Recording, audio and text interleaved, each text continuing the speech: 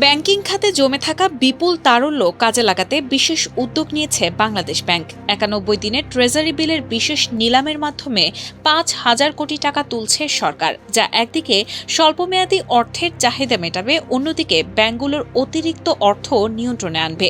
আগামী ১ এপ্রিল এই নিলাম অনুষ্ঠিত হবে বলে কেন্দ্রীয় ব্যাংকের এক ঊর্ধ্বতন কর্মকর্তা নিশ্চিত করেছেন। কেন্দ্রীয় ব্যাংক সূত্র জানায়, বর্তমানে ব্যাংকিং খাতে পর্যাপ্ত তারল্য রয়েছে। গত রোববার স্ট্যান্ডিং ডিপোজিট ফ্যাসিলিটি ব্যবস্থায় ব্যাংকগুলো প্রায় ১১,৫০০ কোটি টাকা বাংলাদেশ ব্যাংকে জমা রাখে। তবে এই ব্যবস্থায় একদিনের বেশি অর্থ জমা রাখা যায় না। বাংলাদেশ ব্যাংকের এক কর্মকর্তা বলেন, অর্থ বছরের শেষ সময়ে সাধারণত সরকারের বড় অঙ্কের অর্থের প্রয়োজন হয়। বর্তমানে পলিসি রেটের চেয়েও কম খরচে ব্যাংক থেকে অর্থ পাওয়া যাচ্ছে। এই সুযোগে সরকার ৯১ দিনের জন্য এই অর্থ সংগ্রহ করছে। এটি সরকারের ঋণের চাপের কারণে নয়, বরং ব্যাংকিং খাতে বিদ্যমান অতিরিক্ত তারল্য কমানোর একটি উদ্যোগ বলে জানান তিনি।